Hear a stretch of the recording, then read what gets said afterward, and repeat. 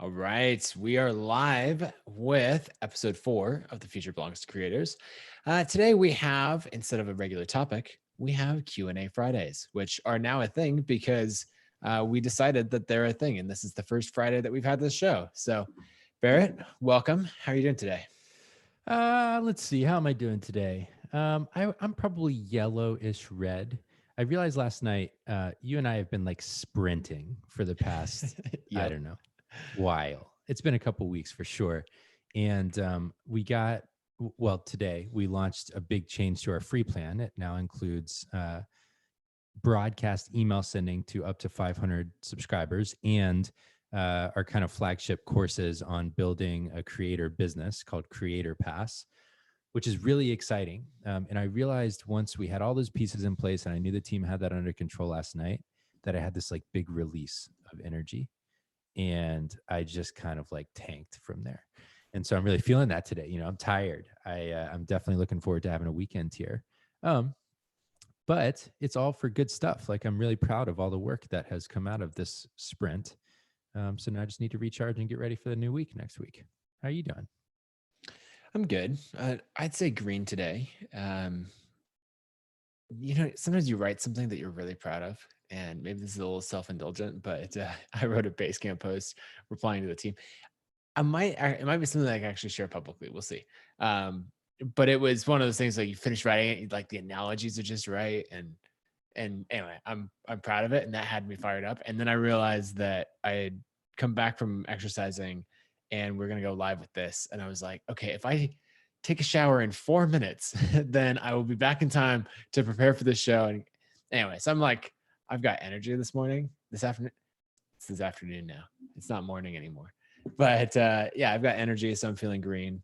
And yeah, but I think also, it's been a long week, and so I'm gonna, I don't know, take it easy this weekend. And well, there's nothing to do but take it easy this weekend. It's So, true. There's nowhere to go. oh man. Speaking of which, on the update side of things, so Boise just announced, well, as of midnight this morning. I never know if midnight is midnight last night or midnight this morning. It's this morning. Okay. All right. That's important to know. Yes. So midnight this morning, all bars and restaurants are closed in Boise. So It's a big change. They can do takeout, but that's it. So that's kind of the only major change on our side from the pandemic side of things. Yeah, no major changes here either. Well, I guess the one thing that changed today was that there's a mountain called Mount Hood about an hour and a half east of the city. And I love to ski. It's one of my favorite kind of like get myself out of work mode and just enjoy the day activities. And they had closed temporarily. And today they announced that unless something changes drastically, they're closing for the season. And we saw a massive uptick in cases overnight. So it's just going to keep on keeping on. So the best advice I have is stay at home, try not to go out, enjoy time with your family, and find ways to take advantage of it. Yep, exactly. Oliver this morning, he's 8, and he was like, "When you go to the grocery store next, can I come?" I was like, "You want to leave the house, don't you?" He's like, "Yeah, yeah, I do." So okay, we can talk about the hand sanitizer Clorox wipe routine that enables us to leave the house and go to the grocery store. You know, but like you're old enough, I can work through that process with you. So I love it. One thing that's happening tonight is our friend group here in Portland. We've got about, 15 or 20 of us who are all roughly at the same stage of life. We range from like 30 something to 50-ish. So it's interesting because it's quite a wide range and it spans 2 generations of people. But anyways, we're all kind of at the same stage of life. We're doing a virtual happy hour together tonight. So I'm looking forward to that. I want to jump into the first question. So Q&A Friday, someone dropped in the chat. And if you're live, this is the advantage, right? On Fridays, you just get to completely control the agenda. So much love to everyone here live with us. Keshna, hopefully I said it correctly. If I didn't, I'm sorry, says, do you get ready from when working from home as though you'd be going to the office?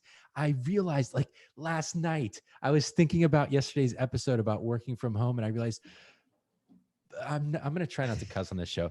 Dang it. I didn't share my number one tip, which is that I get dressed every single day to come to work in my home office. And most of our team thinks I'm crazy. I don't think that this is necessary. But I find, and my wife finds, that if we get up and we shower and we get dressed, that we get more into a work mindset. And it's like this shift from I was relaxing and sleeping in my bed to now I'm working and it is officially time to start the day. So anyways, yes, Keshna, I get dressed every day when I come into my office. I don't always. I often start work and then work out and then take a shower and then I've had it a few times where I've been on a call with someone and like if my hair's cut short, maybe people don't notice I haven't taken a shower yet. But then like I'm on a call with them like 2 hours later and they're like, did you put on the collared shirt? Like what changed? And I was like, well, I took a shower is what changed. But this morning I did take your tip, Barrett, and I put my phone in the other room. How'd it go? It went good, I think. Great. Like, I mean, I fell asleep pretty easily. I don't ever have a problem falling asleep. So, Yeah. Or rarely. Yeah.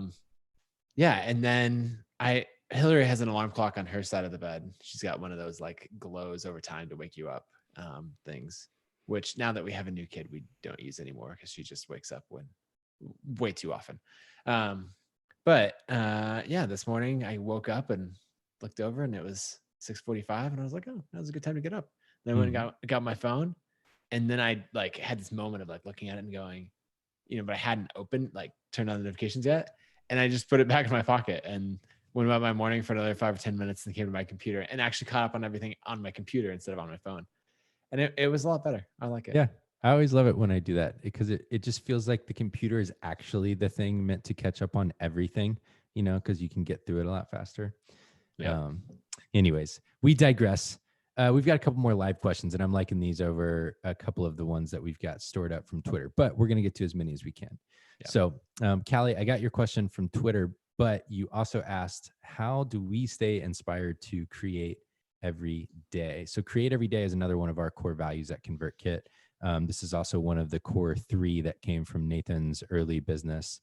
Teach everything you know, work in public, and create every day were kind of the 3 core beliefs that he had there. And we transferred those 3 in addition to several others over to the company. But maybe Nathan, you want to jump in on how you stay inspired to create every day? Yeah, well, I think the first thing is realizing that anxiety and all of that is energy. It's just this energy that like you're not letting escape. And so you're just letting it build up in your body and you're just stuck with it. And so the first thing is like recognizing that anxiety and realize, okay, my number one job right now is to find an outlet for that energy. And I think creating is a great outlet for it. So that's on the like when I have this pent up energy and need to do something with it. And then kind of the other side is like setting reminders and setting goals. I think people smarter than me would say you need to build the habit of creating. I kind of get there through goals of like, I'm going to accomplish this, or I want to have this done by the end of the week, or that kind of thing. I think you're probably technically supposed to go at it a different way, but that's what I do. And I say, okay, I want to have the goal of having, this chapter for the book written on this time or this blog post out. And I get inspired by that. Yeah, totally. I have this interesting relationship to inspiration where I often find myself most inspired when I can't create.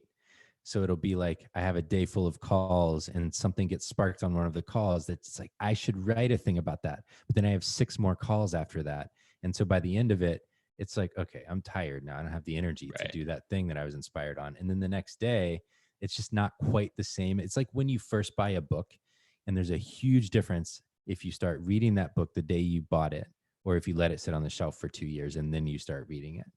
And it's not 2 years. I feel attacked. Like, what have you been saying about like, have you been looking at my bookshelf and all the books I haven't touched in 2 years? I was talking about my own situation. I'm not judging anyone. This is my own situation. And so what I find is actually that I can't rely on inspiration. I have to just rely on habits, and I have to rely on showing up. And so this goes back to a little bit of the habits and scheduling stuff that we talked about yesterday when it comes to working from home. But um, it's really just about setting aside a block of time and not giving myself a choice. One of the things that makes it easier for me, though, is I keep a running tally of ideas. So I've always Mhm. got a list of ideas that I can go to in a moment where I've blocked off the time to create. And that's the same thing we're doing here with this podcast, Nathan, is we've got a list at the bottom of our kind of rolling script or outline or whatever, where it's just list of topics, and we keep adding to that so that on any given day, even if we show up 15 minutes ahead of time, we know we've got all the knowledge up here already. All we have to do is pick one and outline it real quick, and then we can go live with it. So I think having a list of ideas and scheduling the time are the two most important things, and not relying on inspiration. Yeah, I want to go with Jessica's question. She says, I'm trying to decide between creating this weekend, writing a newsletter that has lapsed, and needing to disconnect completely for a few days. How do you decide what's most important? And I don't know that I can give the perfect advice here, but I can tell you what I would do. And that would be I would disconnect in the sense of getting out of the rest of the internet. And then I would take my laptop with its Wi-Fi turned off, and I would find some new environment. Like normally for me, that'd be a coffee shop. In today's environment, it would be like our outside patio, of going somewhere different. The laptop is basically crippled, it has no internet. It's just a, glorified typewriter. And then I would set a timer for 30 minutes, and I would just force myself to sit there and write the newsletter. And then if that's going really poorly, I'd stop at 30 minutes. If it's going well, I'd set another timer for 30 minutes and go again. So in the question of like, should I disconnect completely or should I create? My answer is yes, I would do both. Because once I get that done, I'd close the computer and I'd disconnect for the rest of the weekend. Yeah, I really find that I disconnect best when I create first. And so if I wake up on a Saturday and I make something real quick, I write a newsletter or I write a quick blog post, um, or even it can just be something simple. I'd mow the lawn. I feel like then the rest of the day, I feel way more settled and just kind of enjoying it and not feeling like I need to have an agenda. And so I tend to just kind of pick one thing on those rest days, the recovery days, where it's still technically a to-do list, but I also am going to enjoy it in some way. And for me, writing a newsletter would be one of those things that I would enjoy. And then to your point, if it is enjoyable, I'll just continue that. And if it's not enjoyable, then I'll say, all right, well, I gave it my best shot, and I'm going to go do the relaxation thing now. Yep, Um, exactly. Okay, Anika, I think maybe that's how you say your name, and I apologize if I got it wrong. Says advice for content and messaging right now. There's an opportunity to connect with a captive audience, but I want to be thoughtful and respectful. Great question, highly relevant to the current times. My number one piece of advice while Nathan gathers his thoughts would be call it out. My tactic in any situation like this is just be transparent. And I would start any piece of, like, if I were writing a newsletter and if it were completely unrelated to the current environment, or if I were trying to be funny or lighthearted or something that seems like a juxtaposition to what most people are going through, I would say, hey, times are weird, stuff is hard, I want to give you a little bit of relief right now by telling you a funny story or sharing a really educational thing about topic that we both care about or whatever. Because what I find is that when you're transparent, it some people refer to this as the Eminem strategy. Um, there are a lot of things wrong with Eminem's music, and so I don't endorse Eminem.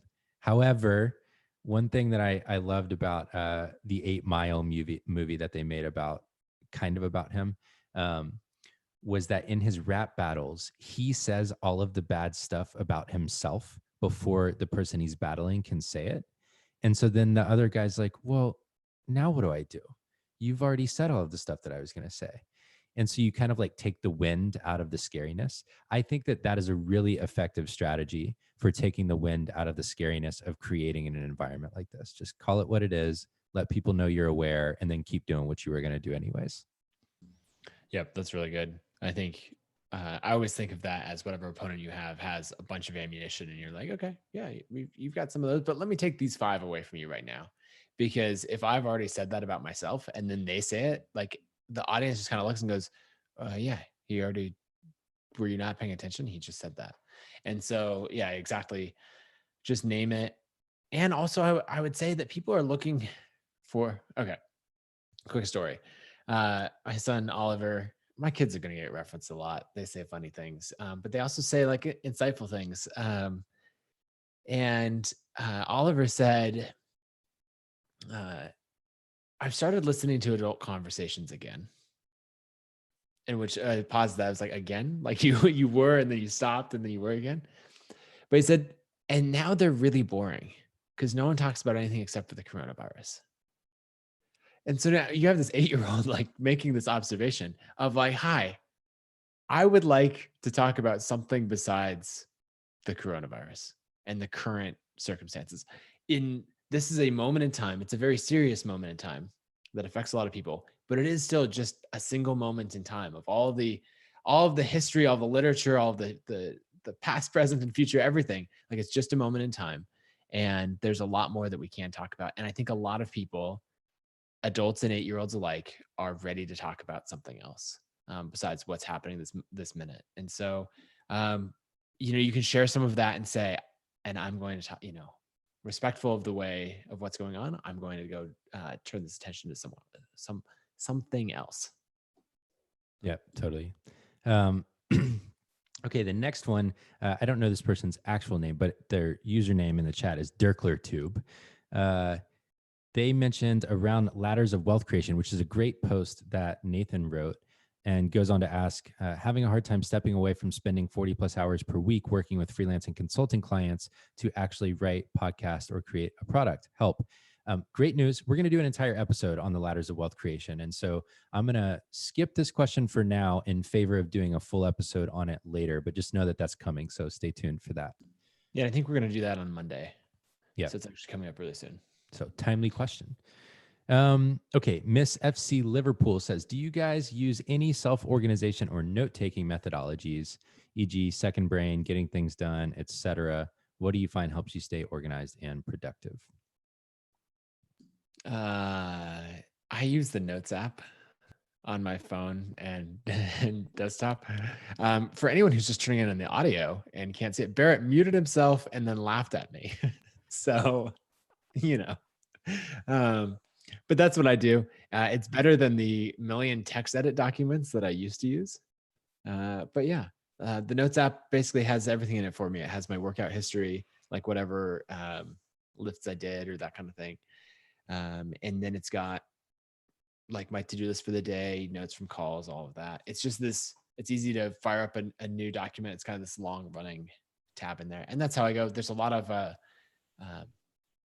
other tools that are probably better, but that's what I use. Yeah. We are like probably two of the least organizational system junkies in the world. I think we look for the minimum viable organizational system to just keep going. I really don't get caught up in this stuff all that much. And so I am probably the wrong person to ask. And if you find that organization is really important to you, my house is very organized, but my answer is I have a sticky note with the 3 things I want to get done today. And for a digital version, I use an app called Todoist that my executive assistant and I share, and she kind of like grooms that for me. If things come up that I'm not aware of, or if there's something really urgent that I need to take care of. But that's about it. I mean, I have a lot of notebooks. Okay, I do have a couple of things. I shouldn't say that I don't have anything. At night, I have a notebook that I write in every night. And I break my goals down into habits for the year that I want to maintain on a weekly and daily basis. And each night, I just write a bulleted list of the things I did that day and stars next to the habits that I complete or the habits that I maintained that were my intentions. And that's really important for me for just sticking to the things that are that I value the most. And then I have, this is just kind of like random notes, ideas, business plans, like stuff like that. That's really just for me. But there's no real system to it. And I don't really expect to go back and read it. It's more just kind of if I have a desire to journal or write down some ideas, I can always go back to it if I want, but it's more just to get it out of my head. So that's the extent of that. Sorry if that's underwhelming. Yeah, but I think it says something about both of us that while we love systems, we both have a bias towards action, and we only invest in systems so much as that they help us take action. We're not the kind of people who are going to sit down and like, you know, what I'm going to do is spend the weekend dreaming up some brand new system. It's instead going to be, I have this problem and I need a system to help me solve it, and then we'll create it.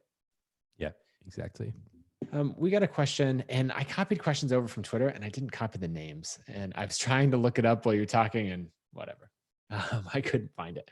But this question is bootstrapping versus taking advantage of the small business loans that are becoming available to help scale.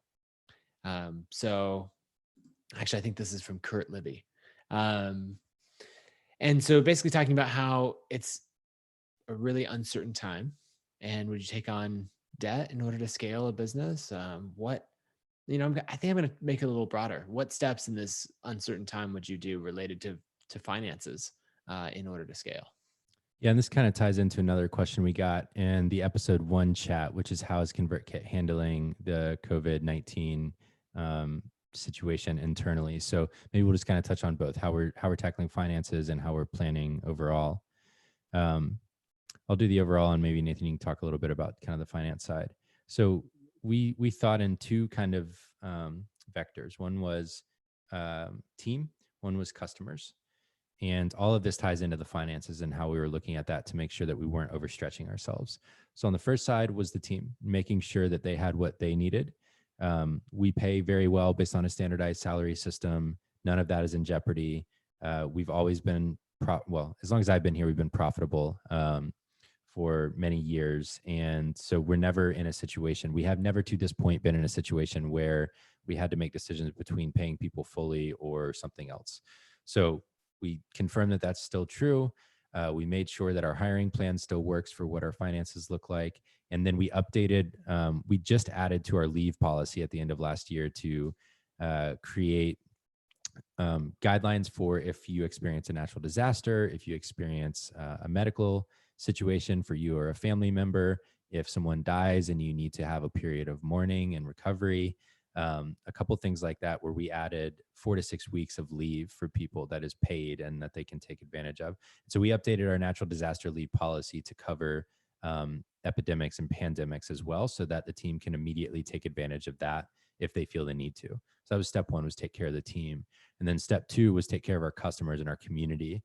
And so we kind of rolled that out in a three-part or 3 phases. The first was the Creator Fund, which was us committing $50,000 to give micro grants of up to $500 to creators in need in housing, food, childcare, or medical expenses. And then we went out and raised another 100,000, and that fund continues to grow. So it was take care of basic needs of the community. Then it was be a steady and calm voice by launching this podcast so that everyone has a way to connect at a time when we're not connected. And then the third was roll out the changes to the free plan so that we can support more creators at a time of need when people either want to get started or they may need to shrink their expenses in their business, and we want to be there for them in that. And so that's kind of been our approach on the team and customer side, and all of that ties into the finances. Yeah, so I think what I would sum all that up in is, in this particular time of basically take aggressive action. I think it's very easy to sit back and wait for things to happen and wait for everybody else to take the lead, or to see what's happening. Like, right? Is it, are your competitors laying people off? Maybe you should too, or looking at it from that perspective. And I think by making a plan early and then taking aggressive action, you can know what's right for you. And so in the case of this question of like, should I continue to fund with my existing money, or should I get a loan or outside capital? I think it depends on what aggressive action looks for your business. If you're in e-commerce or something like that, where you're going to have to float expenses for a period of time, or you need to place a bigger order when, as soon as supply chains come back or all of that, I would really consider like one of those small business loans. They're not that expensive to lock in. And the thing is, it's very hard to get a loan when you need it. When you don't need it, they're like, here, take a loan for this, take a loan for that. But then, and I speak from experience from the early days of ConvertKit, when I actually wanted a loan for ConvertKit, I couldn't get it. Like the loans that were there before were totally dried up. So I would say it very much depends on your business, but think about in a downturn, I would think about taking aggressive action. And so I would plan out what does that mean for my business? My default would be to try to fund it with existing cash flow and revenue. But if for your particular business, it means that you're going to need cash in order to fund that growth and provide that stability, then I would absolutely consider taking on debt for that. Love it. Well, this tends to happen to us every day. We are running out of time and we still have to get to creator of the day, resource of the day, and closing thoughts. So let's jump in with creator of the day. I'm not sure if Nathan's going to share one today, if we're going to. Not today. Just Okay. All right. We're just going to go with one. Let's see. In one of the early episodes, when we talked about reassuring and confident voices in times of need, I said that there were kind of 4 people that I really turn to and enjoy learning from during times like this. One of them, her name is Maria Popova. And she runs a site called brainpickings.org. It started as an email to a group of friends, I think weekly, that was just kind of her musings on what she was reading. And she's a voracious reader. And that email to a group of friends grew and grew and grew because they loved the email so much. The audience just kept growing. And it's very much like we talked about the other day on the show about how to grow an audience. She just started sending it to her closest people. And then they said, this is fantastic. I have to share it. And it's turned into the site that has to be one of the most broad and meaningful, almost like an encyclopedia of wisdom from the world of books. And so Maria spends a really, really impressive amount of time reading these days, and then sharing her kind of musings and thoughts on what she's learning from that reading, often involving extended quotes from the books.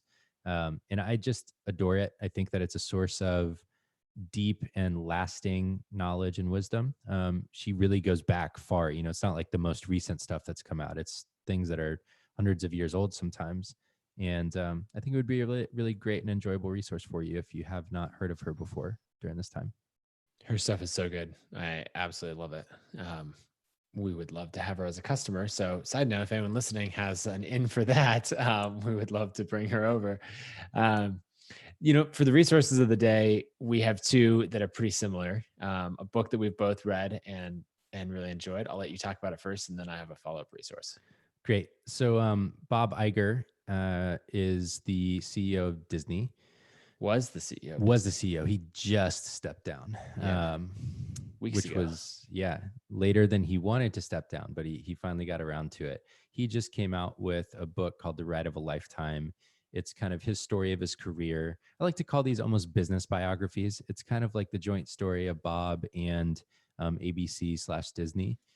It's fantastic. It's just one of those things that helps you understand how someone that's very thoughtful and has had a really traditionally successful but also meaningful career leading Disney, how he got there and what his path was and the struggles he found along the way, and also the leadership lessons he learned.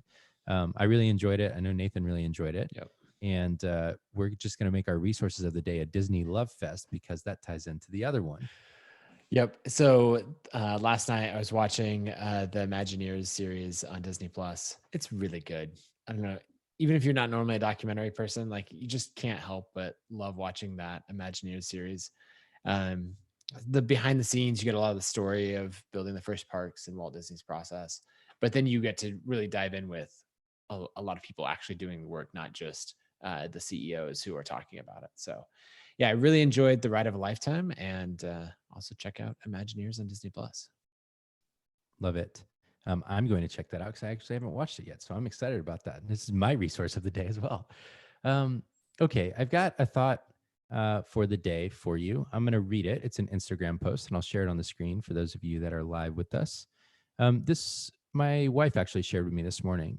It's from an Instagram account from a woman named, I don't know if this is her name, but the account is Layla Stead, Leilastead. We'll put that in the show notes. But this was a really hopeful post. And so here's what it says. I can't wait for a year's time when all of this is a distant memory and there is a corona baby boom because all the lovers were loving. And there is a rise in small business because all the entrepreneurs had a moment of stillness and creativity. And all the children remember nothing but a time when all the moms and dads were at home and drawing and playing board games. And we remember it as the time we all got to stop and be present. We will remember this time our health was our first priority, and people learned new ways to use fresh produce to feed their families. And we were all forced to think outside the box and dream up new things and reinvent old ways. And for once, even amongst the chaos, there was community. There was a global rise in togetherness, and the streets were quiet, but our homes were bustling with love and laughter. That time is coming. Soon, just like other crises before it, this will all be a distant memory, a thing we soon listen to our children discuss in classrooms, a once was that we share with our grandbabies. So, to you, I know it's unsettling, but focus on the silver lining. We are in this together, and there's so much beauty to see. Layla. I loved that. And I thought it was such just the perfect way to end the week of the show and to send you off into your weekend to get some rest. And if you want it, to get some creative time too. Oh, that's fantastic. Well, everyone, thanks for joining us for the most on time ending of the show we've ever had. We're only a minute late, but we'll see you on Monday to talk through the Ladders of Wealth Creation post that I wrote. You can feel free to read that in advance if you want. It's on my blog. And hope you have a great weekend, and we'll talk soon. Bye, y'all.